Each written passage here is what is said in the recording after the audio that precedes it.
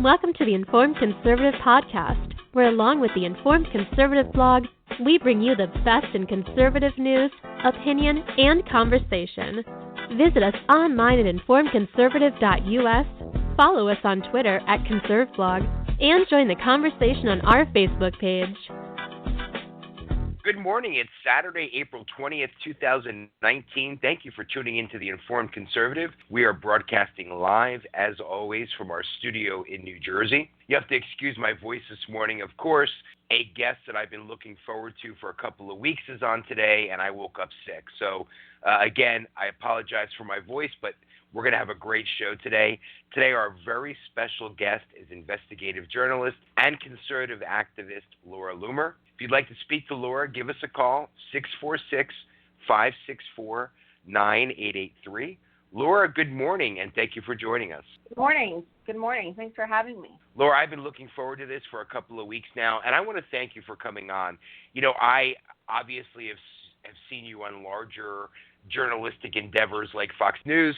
I went to your website and I requested an interview with you, and I was shocked when your assistant responded and said, absolutely, Laura would love to. So, you know, we're a small podcast and blog in New Jersey, and I really appreciate you taking the time this morning to talk to us. Of course. Yeah, no, I love talking to people on all types of platforms because, you know, I started out, you know, with a smaller platform once as well. And, you know, I think it's just really important to give a voice to all types of people, no matter what size their platform is. You know, you came to my attention when you brought 3 illegal Mexicans to Nancy Pelosi's lawn. I got to tell you, I still watch that video, and I still laugh about it. I think that was the greatest moment, hands down, that you've probably ever had. I loved it. And for anybody that hasn't seen the video, you brought these illegal Mexicans to Nancy Pelosi's lawn, and when the police responded, your response to that was, I thought everybody was welcome here. That was great. And we'll get to that in a moment. You know, but the Democrats believe that everyone's welcome here and that we should have open borders. And so I gave them a taste of their own medicine and put it to the test, and it turns out that the Democrats, and including Nancy Pelosi and her nephew Gavin Newsom, do not want illegal aliens seeking sanctuary on their lawn. Including here in New Jersey. So our governor and attorney general have made New Jersey a sanctuary state. When President Trump said, hey, that's great, I will send these illegals to the sanctuary states, of course, New Jersey politicians stood up and said, hey, wait a minute, don't send them here. Right, yeah. It's funny, isn't it, how Trump just could the narrative on them so quickly. And I think it's funny because Donald Trump definitely, as far as I'm concerned, is watching my videos, or at least reading about my reports, because just 4 months ago, right, what were we seeing? We were seeing all these press conferences. The Democrats refused to meet with the angel moms. They said asylum's a human right and a wall is an immorality. Well, it turns out that all of these people have walls in front of their multi-million-dollar mansions, or they have fences or some type of barrier.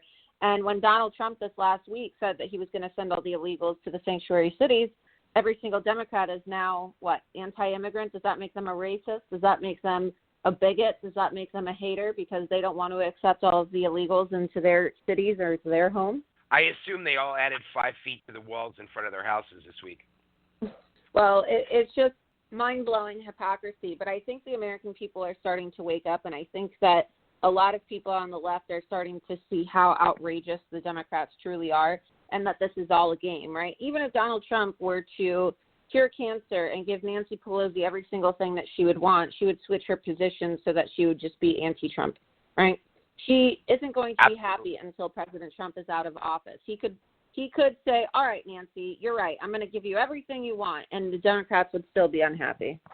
You know, Laura, one of the things I love about you is that I always say Democrats and liberals, you know, they deal in emotion. They don't deal in fact. They know how to pique the emotion of their followers. The problem with conservatives is that they deal too much in fact. And fact is boring, and fact does not provoke emotion. What I love about you is that you take fact and you present it through your actions in a way that provokes emotions and gets people listening and acting. And I just think that's great. Yeah, I appreciate that. I mean, look, I like to remind myself of what Andrew Breitbart said when he was alive, right? And I never had the pleasure of meeting Andrew Breitbart, but he always believed in the philosophy of fighting fire with fire, right? And so that is what I try to do every single day through my journalism and my activism, is I try to expose the left and expose, the idiocracy in this country and the hypocrisy that is taking place by fighting fire with fire. Laura, you filed a lawsuit this week against Twitter and the Council on American Islamic Relations. Tell us about that, if you would. Right. So for people who don't know, I am probably the most censored woman in America. Because of my views and because I'm effective, I've been banned by nearly every single social media platform, and I've been banned on PayPal. I used to have 265,000 followers on Twitter, but they've shut me down. And so I filed a lawsuit against Twitter and CARE because when I was banned from Twitter for posting a factual tweet about Ilhan Omar in which I called her anti-Jewish, something that she definitely is, the Wall Street Journal in January of this year published an article in which they referenced a director for CARE who said that CARE lobbied Facebook and Twitter to ban me. And so they lobbied Facebook and Twitter to ban me because of my work exposing Ilhan Omar and Rashida Tlaib, who they, of course, endorsed. And so I filed a suit against them for tortious interference, and it's in the state of Florida. And I'm hoping to have a lot of success with this case. And I think it's time for conservatives to start taking the censorship issue to the court, because we're not going to resolve this unless the Supreme Court makes a ruling. And as you mentioned, you've been banned by a number of tech companies, and they include, if I'm not mistaken, PayPal, Venmo, Uber, and Lyft. What do you think their motivation are? Are they just simply trying to shut you down? I mean, obviously, Uber is not a social platform. You're not going to be, expressing your views via the Uber platform, right? So, Exactly. Uber Eats is not going to change the world. So why are all of these platforms shutting you down? Well, they are afraid of the information that I'm waking people up to and the information that I'm reporting. Like I said, I've gone after some of the most notorious and high-profile left-wing politicians in America, and I'm not getting backing from any major publication or any mainstream media network. And so the fact that I'm able to challenge these people and expose them the way I am with such limited resources just shows, how big of a threat I am. So that's why they're shutting me down, because I'm effective. You don't get banned because you're controversial. The TOS doesn't even exist, right? Because, look, you have Louis Farrakhan, you have Linda Sarsour, you have all these leftists calling for Trump to be assassinated on Twitter. How come they're not getting banned, right? I've never said anything as bad as any of those people have ever said. So it's just when you're effective, you get banned. I made the mistake of following Alexandria Ocasio-Cortez on Twitter, and every morning when I see her tweets, I wonder, why is she not being shut down? I mean, have you seen what she puts out on Twitter? Yeah, I mean, I don't really know how this woman got elected to Congress, but yeah, it's scary to think that we now have people who have such low IQs and people who don't really have a very good understanding of how our political system works, people who deny the Holocaust, people who associate with Jew haters, people who, and I'm referring to people like Ilhan Omar and Rashida Tlaib as well, people who don't believe that President Trump is a human being because he's not a Muslim. I mean, these are things that should concern every single American, right? It should concern Americans that we have Muslim congresswomen who don't want to refer to the President of the United States as a human because he has Jewish pro-Israel grandchildren and a Jewish daughter. I mean, how did these people get elected? Could you imagine if a Republican were to say that Obama is not a human, right? They would turn it into a total race war on television. Could you imagine if it turned out that a Republican was a member of a Holocaust-denying Facebook page, right, like Rashida Tlaib is? Could you imagine if a Republican was caught supporting members of ISIS, like Ilhan Omar was when she wrote a letter to a judge advocating for 9 men accused of joining ISIS to be released and get a lenient sentence? I mean, it's just insanity. The level of insanity that people are tolerating in this country just to prove their partisan hatred for President Trump is putting all of us at risk. So don't be surprised. I like to tell people, don't be surprised when we have a 9/11 2.0. I agree, and it's a culture that I just don't understand. When you speak to young people, and predominantly people your age, and that's one of the things that amazes me about you, the things that they believe and the culture that they want in this country, it blows me away. Open borders. People are crossing our borders that are criminals, that have criminal records, that are wanted by Interpol, that are drug dealers, that are coming here and raping women and committing crimes, and let's face it, living off of our welfare system. And there's actually people out there, young people your age, that are defending this. It's really bad. So, I mean, I hope that people wake up and they see that socialism, communism is not the way.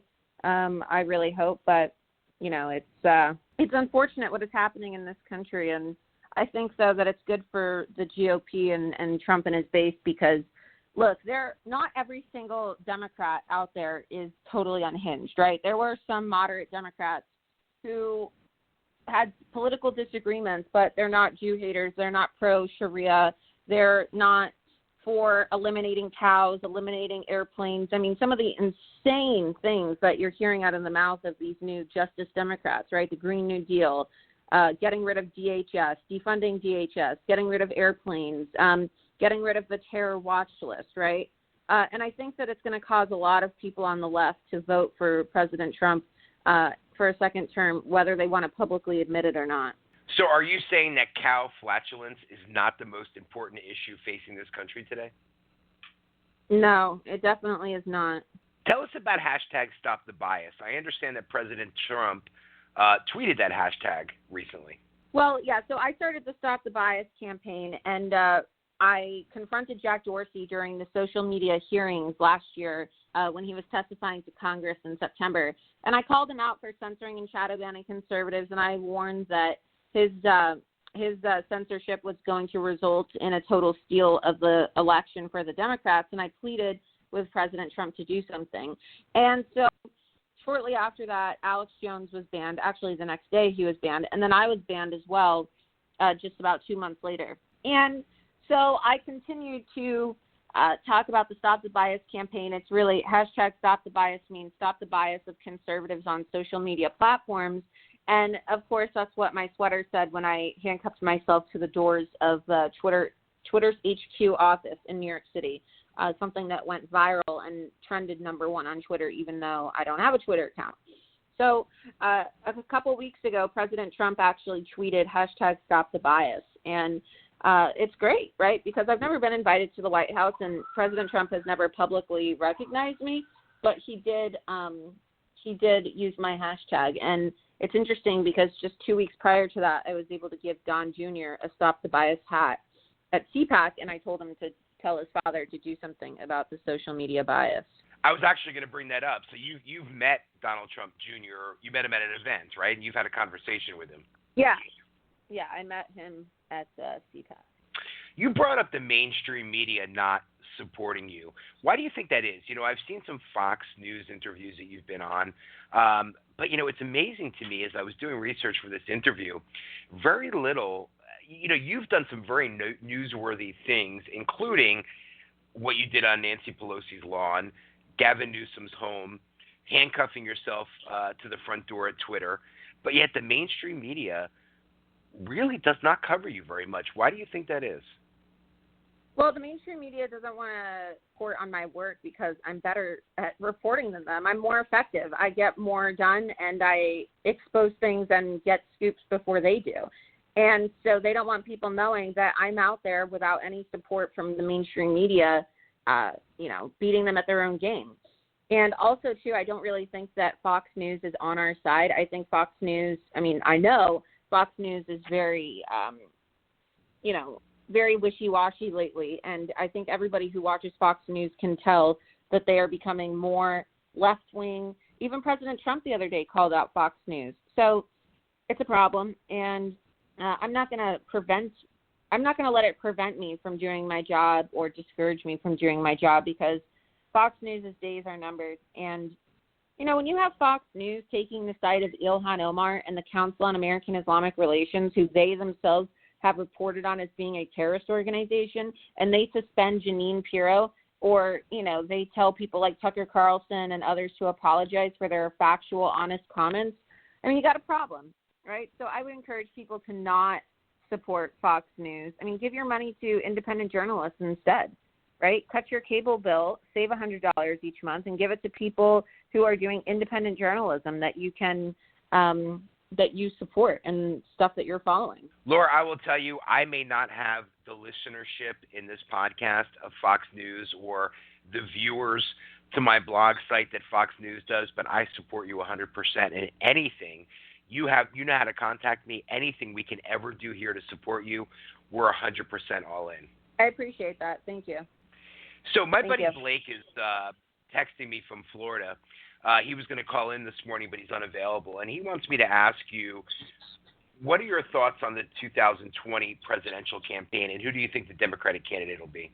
Well, I think it's really great that a lot of these candidates are starting to eat each other alive, and I'm just really looking forward to the opposition research and watching them do the work that Republicans should be doing, right? Because there's so many key Democrats running against each other, and they're going to have to primary each other or debate each other. And so I'm looking forward to the mudslinging to see what comes out about these people. And nobody can really, you cannot like President Trump. There are lots of people that don't like President Trump. And you know what? I don't have a problem with that. I'll share with you that back in the 90s, I worked in the Atlantic City casino industry, and I worked at the Trump Plaza and the Trump Taj Mahal. I met Donald Trump for many, many times back in those days. He was a brash individual. He was somebody who spoke his mind.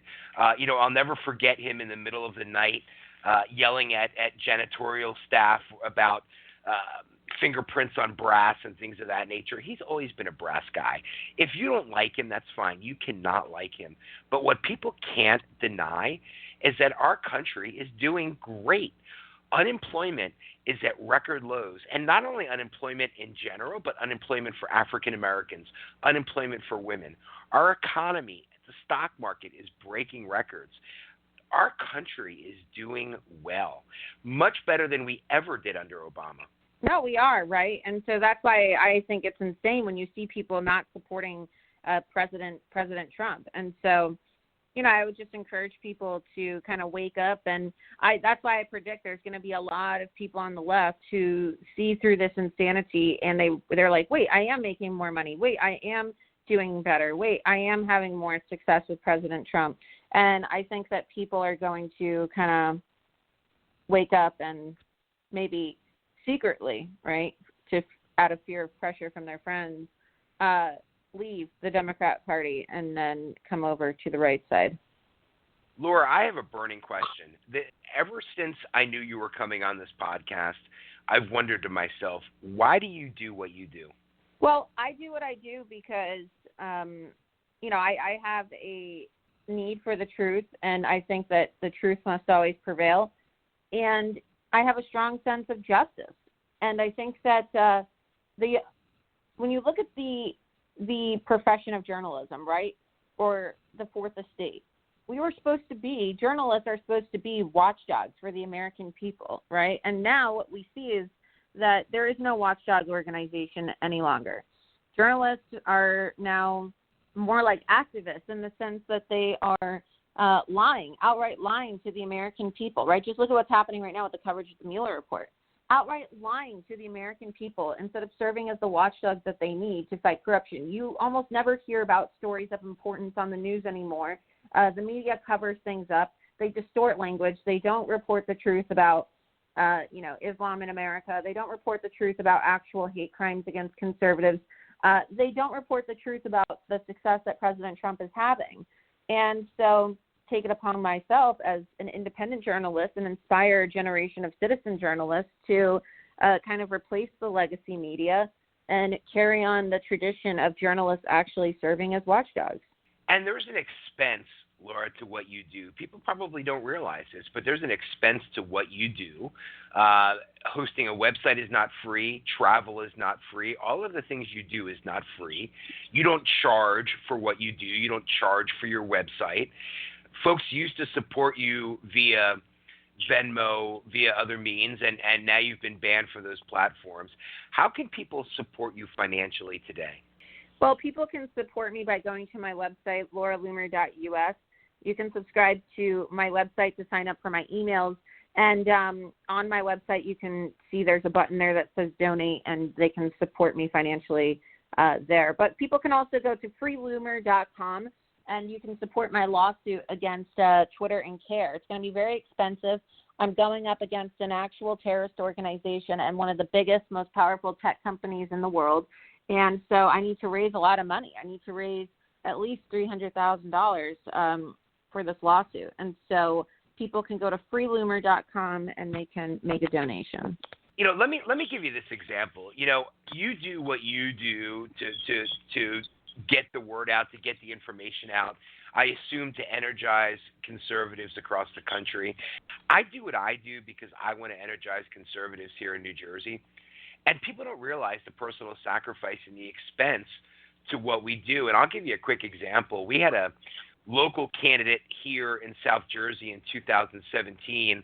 I exposed him for being a convicted felon, a fraud, demonstrated that his house was in foreclosure and owed over $1 million in fines to his township while he was running for a township office. He served me with a fake $10 million lawsuit. In other words, I got served.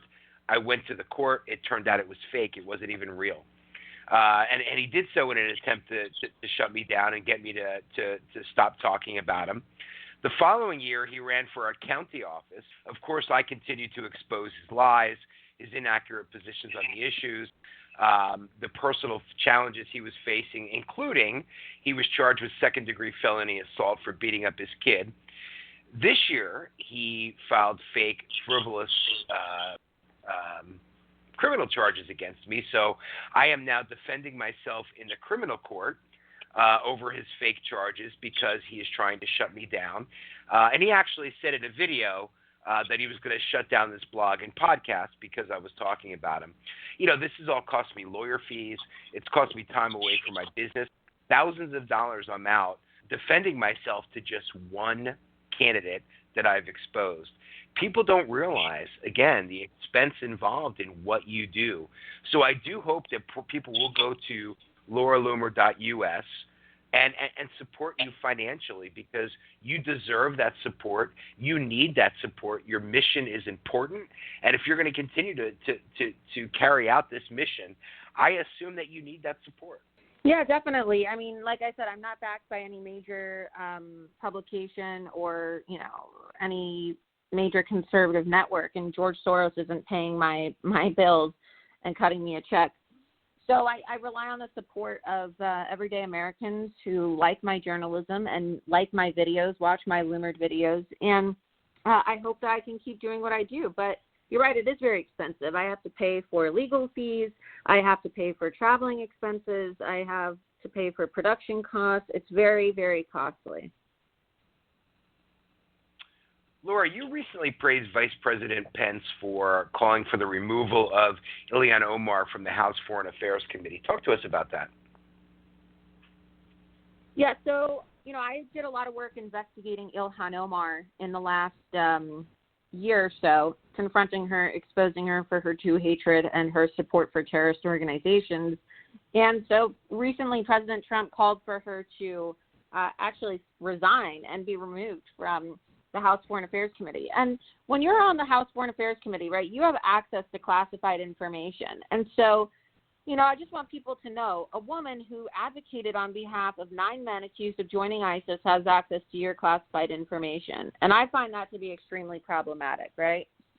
And so extremely, I've yes. done a lot to expose her. But as you know, that's why I got banned from Twitter. I was permanently banned from Twitter because, well, I called her out and I exposed her for being a Jew hater and being pro-Sharia, which everything I said turned out to be true. So it's not like anything I said was wrong. Laura, another friend of mine that's listening just sent me a text, and he wanted to ask, his name is Dan, he's in South Jersey. He wanted me to ask, what is the most horrific treatment that you've received from your journalist colleagues who are supposed to be fair? Well, look, a lot of them mock me. A lot of them laugh at me. After I confronted Jack Dorsey during the congressional hearing, on Fox News, they were calling me crazy. They were calling me, just a whack job protester. And I was standing up for everybody who's been silenced. And so, I didn't appreciate that, of course. But, I don't really expect them to treat me well because, well, Fox News is just the new CNN as far as I'm concerned. Laura, what else can people do to help you? Obviously, there's financial support.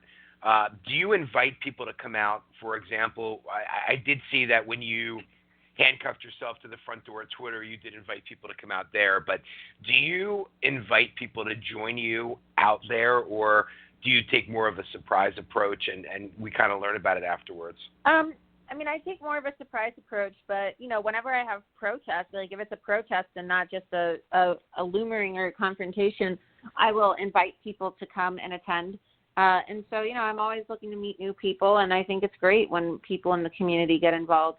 Would it be repetitive if we grabbed some illegal Mexicans and brought them to the front yard of New Jersey Governor Murphy, who has pushed for New Jersey to not only be a sanctuary state, but Laura, I don't know if you're aware of this, but he allocated $2.1 million for the defense of illegal immigrants who are facing deportation or detention.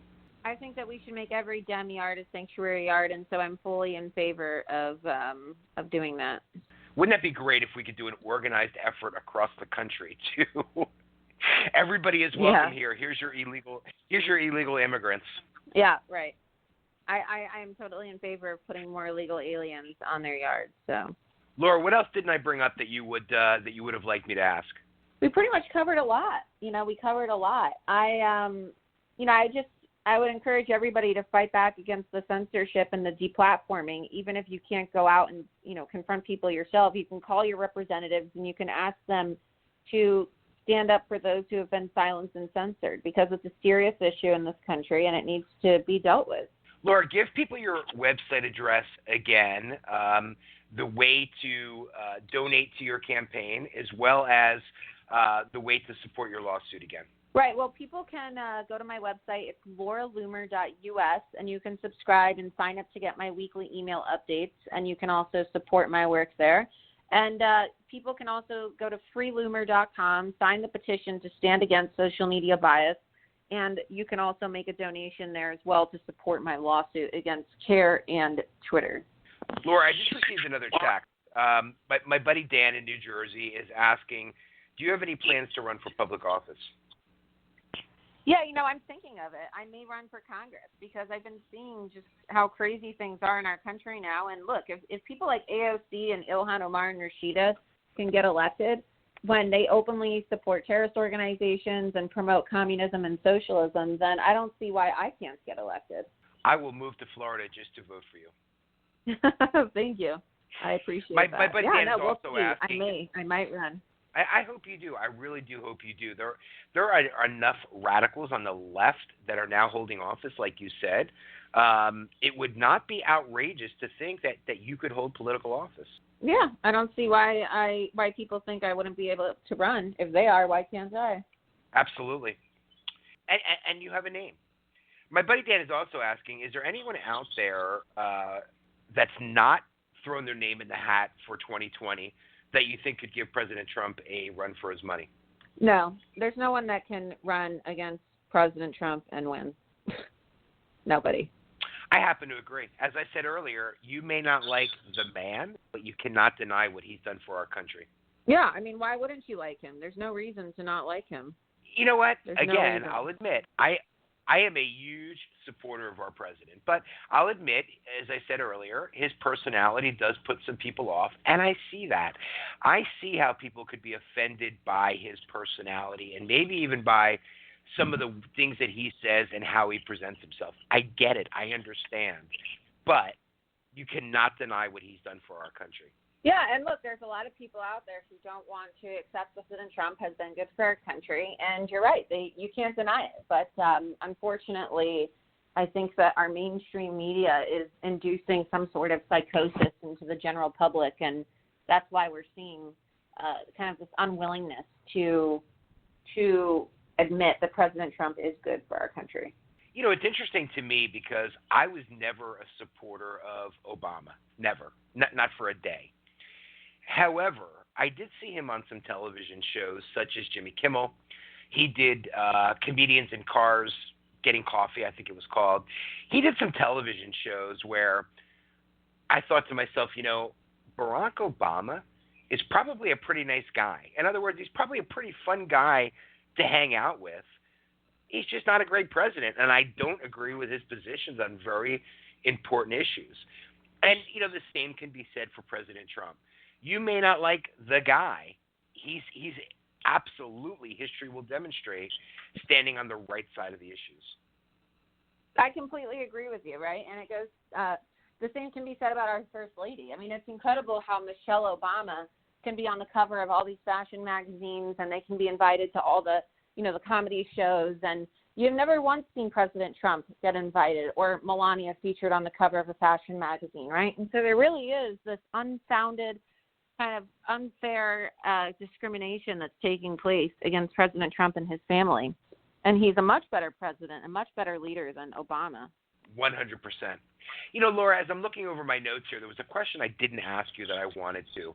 And I want to get this very clear because I'm going to tell you something. When I was posting out on social media that you were going to be on the podcast this morning, I did get some pushback.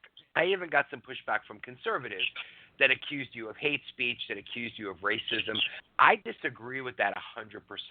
I don't think you're a racist, and I don't think that you participate in hate speech. I think that you state the obvious and you discuss facts. But what do you say to your critics when they accuse you of hate speech and racism? Well, look, most of the people who accuse me of hate speech and racism are just uninformed, right? What do they accuse me of hate speech and racism for? Well, my comments about Islam, right? First of all, I'll tell you why it's not racist. Islam is not a race. So you can't be a racist for criticizing Islam or posting facts about Islam, all right, or Muslims. It doesn't work that way. I know that Muslims are hell-bent on trying to convince people in this country that they are a persecuted minority, that they are a race themselves. But both of those things are false. You have 2 billion Muslims on the planet. You have 15 million Jews worldwide. All right? Not in this country, 15 million Jews worldwide. There will soon be more Muslims in America than there are Jews worldwide. But then tell me why I'm not the minority, why I have to allow for Muslims to carry on their hate, their actual hate and bigotry against Jews and Christians and call for jihad against President Trump. I have to be okay with that because some woman wears a hijab or some Islamic quote unquote civil rights organization disguised as a terrorist organization. I'm referring to CAIR, the Council on American Islamic Relations, because they say that we need to stand with Muslims in our country and welcome them with open arms. I don't think so. I mean, anyone with a brain can see what's happening in other parts of the world where people are blindly accepting hordes and droves of Muslim migrants, okay? They're fundamentally transforming cultures, societies. Europe is turning into a hellhole. It's population displacement and it's a replacement, right? And it's what Muslims like to refer to as civilization jihad. And so, look, there's no such thing as hate speech, first of all, right? The United States Constitution does not outline anywhere any section where it says hate speech. We have a First Amendment right in this country to say whatever we want, and as long as you're not inciting violence against any group of people, you're allowed to say whatever you want. And so for people who say that I'm a racist or people who say that I'm a bigot or people who say that I promote hate speech, they're part of the problem, right? These are the same people who are going to welcome thousands, if not millions of migrants into their communities, right, from terror-ridden parts of the world. And these are the same people who are going to end up being subjected to the punishments under Sharia law when Muslims are finally successful in implementing a caliphate and imposing Sharia law.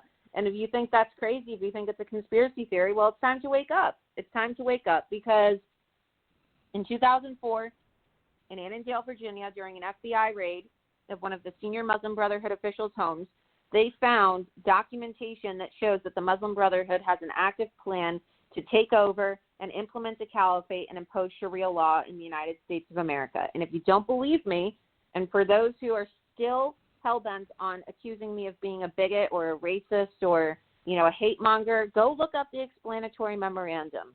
And I would encourage all of you to read the explanatory memorandum front to back, right? You can see in their own words with the FBI stamp from the raid that there is an active Muslim attempt in America to take over and impose Sharia law. I'm glad you addressed that, and I'm glad you addressed it in detail. Thank you. Because, again, I don't think that you partake in hate speech. I don't think you're a racist, and I really wanted you to have the opportunity to defend against those accusations. Let me ask you this. I see that you're still on Facebook, and you've not been banned from Facebook. Have there been threats from Facebook to ban you? I've been banned for 30 days at a time on Facebook, and just this last week, the left was calling on Facebook and Instagram to ban me because of facts I posted about Ilhan Omar and Islam, of course. But look, everybody who posts facts about Islam or exposes the Islamification of the West is getting banned on social media. So, I'm constantly getting threatened with attacks to be banned and shut down, Let me ask you this. In your opinion, will Hillary and others ever be or face prosecution for their actions, both regarding the election and before? So the Mueller investigation is over. President Trump has been cleared. Do you think that focus now will turn to Hillary and Obama? I hope so. I mean, look, I think that the Mueller report, if anything, is damning for President Obama, right? And we see that the Obama administration, they really participated in manufacturing this conspiracy. And when you add the fact that the media is barely talking about the fact that he spied on the Trump administration. I mean, look, these are crimes. These are crimes that any other Republican in this country would be going to jail for. All right. And so I think it's time for Trump to lay down the hammer. And I would love to see some of these people get indicted and prosecuted and go to jail, because what these people are, right, their behaviors, their actions are completely treasonous and completely criminal. And when you look at how much chaos it has caused in this country and how much turmoil from within, what the punishment for treason is in this country. Laura, I want to thank you personally for what you do. And I want to implore, if you're listening to this podcast right now, financially support Laura. Support Laura on social media. Share her videos. Share her news articles. Share information about Laura. If the mainstream media is not going to support Laura, it's up to us as conservatives in this country, as residents of the United States of America, to be out there spreading the word and supporting Laura. Thank you. Well, Laura, thank you so much for having me on. Thank you. And will you come on again? Yeah, of course. Just send me an email. I have your text number, so now I'm going to be texting you every time there's major Laura Loomer news and saying, text me every time you want. Come back on my podcast and talk about it. All right, great. Laura, thank you so much, and you have a great day. And again, thank you very much for coming on. Of course. Thanks for having me.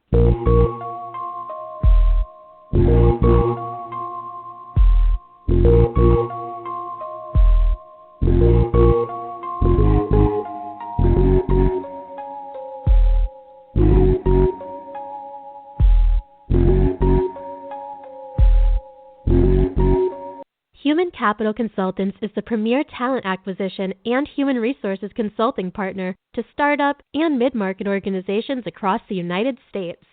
Our mission is to provide strategies to attract, grow, and retain top talent and build high-performing teams. Regardless if your need is for development of a total corporate talent acquisition or HR strategy and function, in evaluation and re-engineering of your current talent acquisition or HR strategy and processes, a total or partial outsourced solution, talent acquisition, or HR consulting services, an interim talent acquisition, or HR resource, or candidate sourcing to supplement your internal team, let us show you how we've helped our clients achieve top human capital effectiveness. Visit Human Capital Consultants on the web, www.humancapitalconsultants.com, or call 856-254-3290.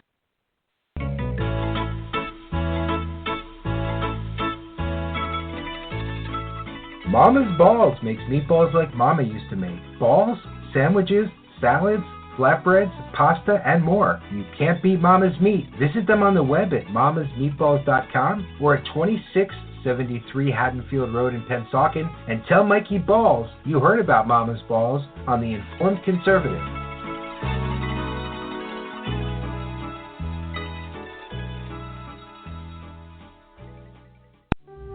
It might be cold outside, but it's hot in here with The Informed Conservative.